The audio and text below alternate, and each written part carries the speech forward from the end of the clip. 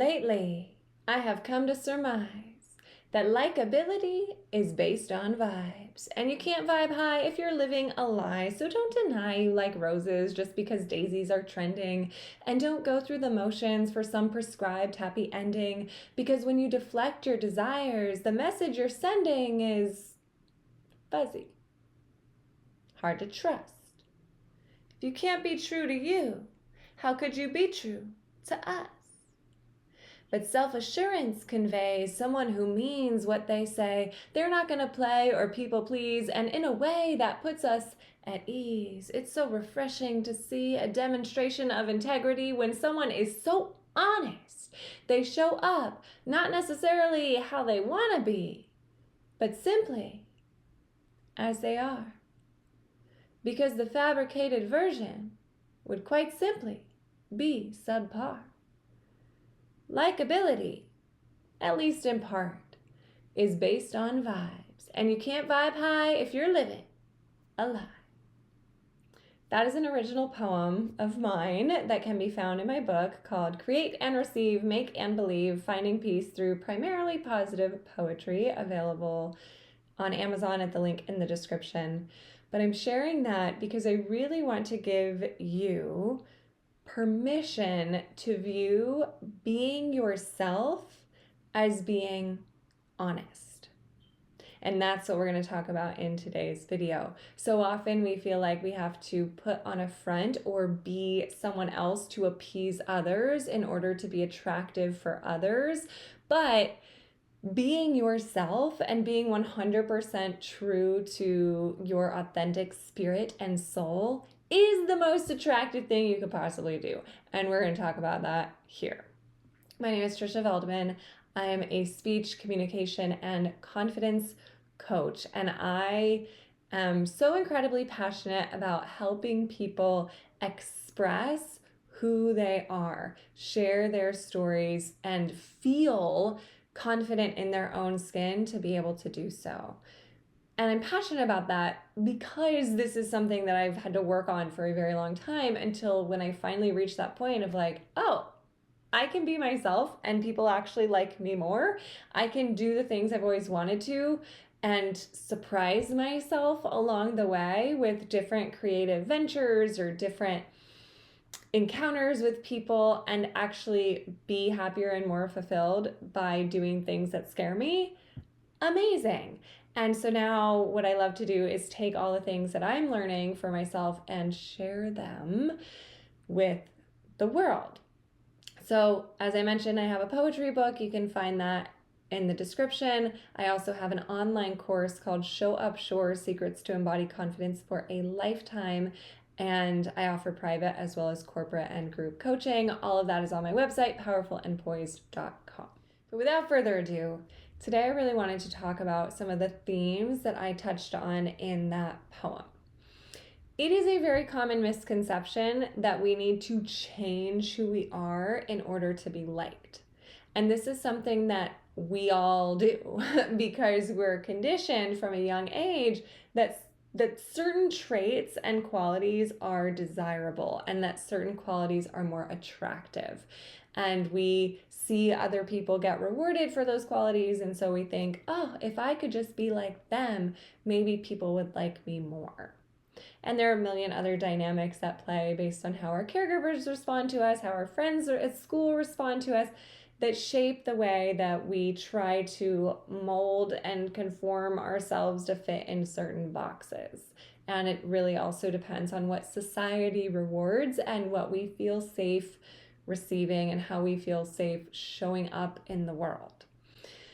But something very important to remember is that no matter what traits you have or qualities you possess, the most universally attractive quality in any person, this has been studied extensively, the consistently ranked number one most attractive quality is confidence.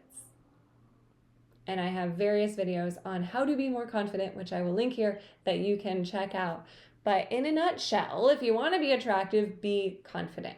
Yet actually being confident feels elusive. When we think about what confidence actually is, Confidence is trust. Trust in yourself. How can you trust yourself to be yourself if you're being someone else? How can you trust yourself to show up in an environment acting one way if you know that way is not how you actually are? So, for example, let's say you're trying to be really girly because you're a girl and people tell you that's what you need to do is you need to wear pink and you need to have flowers and lace everywhere, and that doesn't really feel like you, but that's what's being rewarded. So then you go into a situation dressed in all pink and you feel uncomfortable and you're supposed to act a certain way, but you don't, it doesn't really work with your personality. It would be very hard for you to trust yourself to go into that situation and feel confident because you're putting on a show. You're acting out things that aren't necessarily aligned with who you are. So, of course, you're going to have self-doubts because you're doing things that you don't trust yourself to be able to do. We trust ourselves to be able to do things that we've consistently done or that are legitimately authentic to ourselves. And when I say legitimately authentic to ourselves, this is the key, because as a result of all this conditioning that we have throughout our lives, we often get confused about who am I? Who is my authentic self? And how do we actually desire to come across? Sometimes we may think, oh yeah, I want to be really girly, but that voice is actually the voice of all the other girls in the class. That's like, oh, I want to fit in with them, even if it doesn't align with your personality. And so this is where we have to be careful to distinguish the voice of the external conditioning and our own true desires. And we're going to touch on that in just a minute. But this is so important because authenticity, they say, is the highest vibration. So confidence is the most attractive quality because being authentic keeps us in the highest vibe state.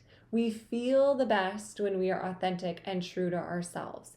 We are more attractive when we're authentic and true to ourselves because we embody more confidence, because we can then trust ourselves to be ourselves. And so the notion that we have to change ourselves to be liked by someone else is very flawed, because people will actually love you even more just for being yourself. And that feels hard to believe because we'll say, well, no, everybody likes him for being that way. Everyone likes that girl because she's so sweet and bubbly. Everyone likes that guy because he's so manly and handy with stuff. And again, there are societal conditions that we think like, oh, everybody likes that. But at the end of the day, think about successful people. Think about celebrities, for example, that not only are successful, but they're very likable. Usually they have some unique, special quality about them. We call them special because it's different, because it's them. And if we try so hard to fit in a box, we might be fine, we might be passable, we might fit in, but it's going to be missing that special quality. And the people, I believe, who become the most popular, the most loved and adored are the ones who stay true to who they are. And they have that special quality because they are being them in a way that literally no one else in the world can be. This doesn't mean that everyone in the world is going to like them, because we all have different preferences and choices. So just because confidence is the most attractive quality doesn't mean that every person who's confident will be attractive to every person in the entire world. But if that person is embodying confidence and authentic and true to themselves, they're going to live a happier life. And then most people are going to at least respond well to that. Even if they're not number one fan, there's usually not like this adamant dislike of that person. Of course, there are exceptions. Some people are just going to hate everyone. So keep that in mind. But I'm sharing all of this to say, if you are telling yourself you have to be a certain way for other people to like you, stop. Because you don't have to be any kind of way for people to like you. You have to be you. And more importantly than making other people like you, you want to be you for your own sake. But sometimes the biggest block for us being who we are is feeling like if I show up as myself, I will be rejected, I will be alone. So when you realize that, oh, I actually won't be rejected for being myself, I'll be more loved for being who I am. So for example, I used to be very, very shy and quiet and just very agreeable, and I was a people pleaser, and I would just conform to whatever anyone else wanted, and I thought that was the nice thing to do. So for example, among my friends, I would never make a decision about like where we're gonna go. I would just go with the flow, be like, yeah, whatever, I'll do whatever you want to do. I didn't have strong opinions about things. People would tell me their opinion and I would just agree with them. And then as I started to trust myself and trust my own voice and form my own opinions and sharing those and saying no to things and making decisions about things and being more assertive in general, people liked that more. People responded better. And it was almost refreshing for them because it was like they didn't have to take care of me. I was taking care of myself. And so the dynamics of being a people pleaser, never making decisions aside, which can be cumbersome to people in those relationships, what really they're responding to is the fact that I was being more myself.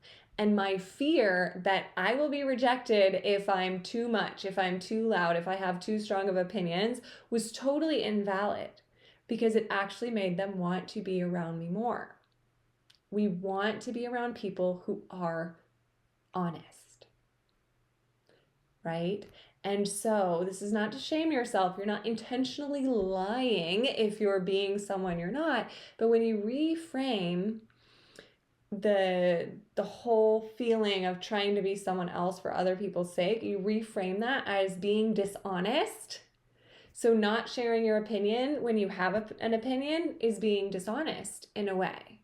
And sharing your honest opinion is being truthful. Sharing your opinion in general is being honest. Now, of course, some people will use this as an excuse to be rude or mean and say, oh, I'm just being honest. So you always want to consider the interpersonal dynamics here and think about what's best for all, not just for you. But in general, I find that framework very helpful when we realize that, oh, me being me is helpful for everyone because I'm actually being honest. And if you're afraid that, well, if I show up as my honest self, like it's gonna rub people the wrong way, then I encourage you to watch another video of mine called One Powerful Key to Improve Relationships, in which I talk about how us being honest actually gives other people the opportunity to work through their own issues. And when we're dishonest, let's say we're overly people pleasing, then we're enabling other people's bad behavior or bad habits. But more on that in that video. The point right now that's really important to remember is that when you are true to yourself, everybody wins. Everybody wins. You're going to win because you get to be happy and you get to be authentic to yourself. And the people around you win because you're going to show up with more confidence, more trust in yourself, and that's attractive. It feels good to be around. Authenticity is the highest vibe. You're going to be in a better vibrational state. You're going to feel better. You're going to show up in a way that actually feels good. Now, the question then is, who am I? Because again, a lot of times we get confused with the voice of the external conditioning and our internal voice and what we truly desire. And sometimes we actually use that as an excuse. So people might say, like what I used to say was, oh, I'm just shy. That's just me. And that I use as an excuse to play small and to not go do big things with my life, to not go perform or to not put myself in front of people. Or one I'm still working on is the belief that like I'm not good at marketing and I'm really working to market my business. And there's a difference between acknowledging that you don't have a certain skill set and identifying with a label that keeps you small. And that belief that I'm not good at marketing probably at some level stems from the root of I want to be liked by other people. I don't want to be salesy because that's unattractive. I don't want to look like I want money from people, and all of these limiting beliefs and these false narratives that I have around what it means to be markety and salesy. When in fact, every time I share something that I'm doing, people tell me share it more. When I don't share, when I go to an open mic, for example, and I do original poems, and then I don't plug my Instagram or my YouTube or my book, and I just go sit back down, people are like, well, where can I find you? I don't like, or they'll see me next time and say, yeah, you shared that poem, and then I had no way to find you. And they're actually almost more upset that I didn't push my handles on everyone. And in my mind, I'm like, but I don't want to be sleazy and markety. And so there's a lot of untangling we have to do here. We're going to take a moment to get in touch with who you are and how you want to be at your soul level. Not what other people want from you, not what would feel safe or comfortable for you. For example, when I would tell myself, like, oh, I'm just too shy, part of me knew intuitively that that wasn't true, because deep down, my biggest dream, one of my biggest dreams, was always to be an actress, to be on stages. And so I knew that that was more true than me being too shy, because I remember watching a friend of mine perform in a play in high school, and I started crying just watching her perform, because I was like, I want to do that so bad, but I can't because I'm too shy. And so if something makes you emotional, it's probably true. And you know this better than you think you do. You know deep down what you want to do, what you want to achieve, and who you are. But it gets lost along the way, and we get very distracted. So what I encourage you to do is to take a moment to close your eyes and really, really think about, if you could wave a magic wand and be your ideal self with no one watching, how would you show up? How would you spend your time? What do you look like? How do you walk? How do you talk? What do you wear? And a lot of this you can uncover for yourself by thinking about what you admire in other people. So for example, thinking about what you wear, sometimes I'll see other people wearing outfits and be like, oh, I wish I could pull that off. Or I'll see an outfit in a store and like, oh, I wish I could wear that. And it's like, well, why couldn't I? You know, and you can appreciate something in someone else, but not necessarily want it for yourself. But there's a difference between that energy of, oh, looks cool on them, I don't want that for me, but they do a good job, versus that kind of silent yearning of like, oh, I wish I had that. Because that's our soul. That's our soul talking. And so with your eyes closed, just try to visualize who your ideal self is and how you spend your time. And after the video, you can make a list of those qualities. Write it out. Write out who your ideal self is and how you show up, how that version of you would show up. And then write a list of behaviors that that person would do. And then this will bring your awareness to what you're not doing right now. Maybe the most authentic version of you travels alone. And if that's something, for example, that comes up, you see yourself traveling, and then you come up with all these reasons why you can't travel because you got work and it's expensive, yada, yada, take a day trip on Saturday and just drive an hour away and see what you find. So don't get bogged down by these little excuses, and really think about, who am I? How do I want to show up? And where am I not doing that? And when it feels tough, remember the poem at the beginning. It is actually more likable and going to feel better for everyone around when you are true to yourself. It is honest to yourself, to other people, and to the world when you are true to yourself. That's why it's true to yourself. You're not lying to yourself. You're not lying to others about who you are.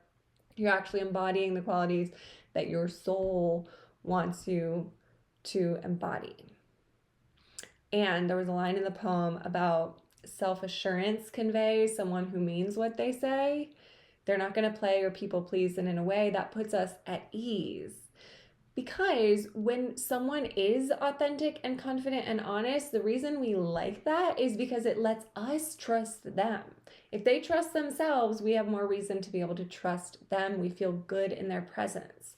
So people will believe you more and trust you more the more you trust yourself and you stay committed to who you are and follow through with that, because then it suggests to me, oh, well, they're not going to lie. Like, they're so honest about everything, including who they are. So try out that exercise and leave a comment and let me know what comes up for you. And if you need some guidance, if you're thinking like, well, I would really like to be this way, but here are all the millions of reasons why I can't, leave a comment or send me an email at hello@powerfulemployees.com and I'll help work through that with you, because sometimes it's hard to see our own excuses. We need someone else to point them out for us. Thank you for watching. I encourage you to watch my next video on confidence equals trust, which is along similar lines about how to develop your self-confidence. Thank you, and share this with anyone who you feel could use a little reminder to be themselves. Because remember, it feels good to see other people be themselves too.